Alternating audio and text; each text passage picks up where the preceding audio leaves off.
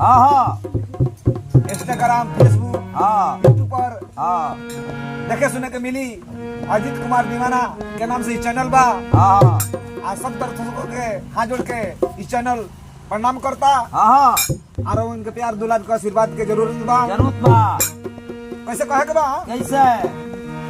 हो जवन बात बा समर को मैं उगोर का करी।